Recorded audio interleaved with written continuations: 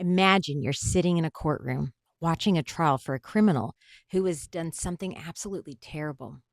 The evidence is undeniable. The guilt is 100% proven.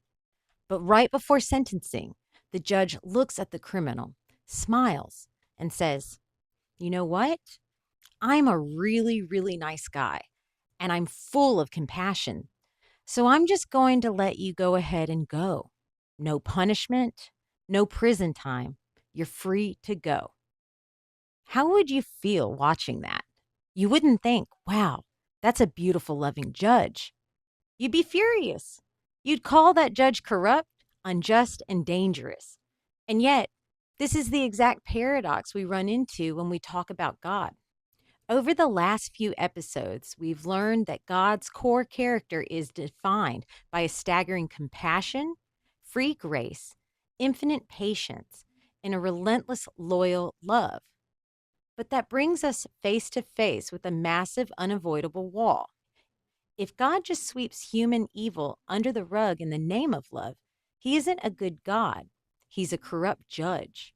Today, we are tackling the grand paradox of the divine, how God can be perfectly merciful without ever compromising his perfect justice. Right after God finishes listing his traits of mercy and love, he adds a sharp, striking line to his resume. He does not leave the guilty unpunished. For a lot of people, it feels like a sudden, jarring mood swing.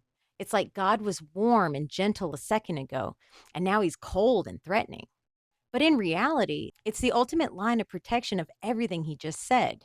True justice isn't the opposite of love, it is the boundary line that protects love. Think about it. If God is deeply compassionate toward the victim of abuse, he must oppose the abuser. If God is fiercely loyal to the oppressed, he must bring justice to the oppressor.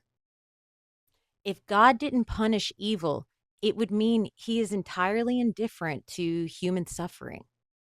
His justice is proof that he takes our choices, our lives, and the pain of the world very seriously. He refuses to let evil have a permanent home in his creation. But here is where the paradox becomes deeply personal.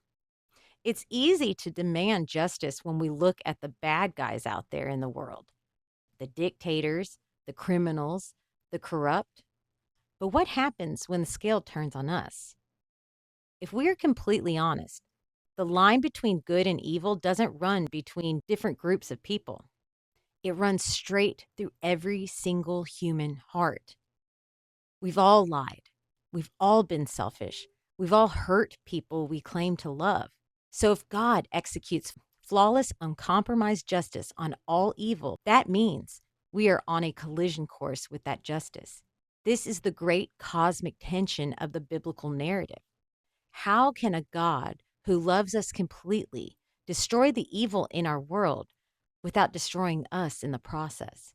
How do these two waves collide without wiping us out? The entire story of the Bible builds toward a singular, breathtaking moment where this paradox is solved. It doesn't happen by God changing his rules or lowering his standards. It happens through a dramatic, sacrificial exchange. The Christian scriptures claim that in the person of Jesus, God himself stepped into the courtroom. At the cross, the two waves hit simultaneously. God didn't compromise his justice, he fulfilled it.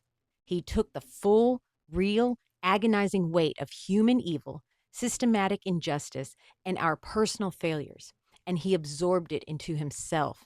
And at the exact same moment, he unleashed his mercy. Because he paid the debt, he can look at you and me, guilty as we are, and offer an absolute, unconditional forgiveness without ever violating his character as a perfect, just judge. Justice was fully satisfied so that mercy could be freely given. The paradox of God is that he is both the most terrifyingly just being in the universe and the most beautifully merciful refuge you will ever find. If you have repented, accepted his grace, and you have laid down your own life to take the new life in Jesus. You don't have to fear his justice because that justice has already been satisfied. And you don't have to doubt his mercy because it didn't come cheap.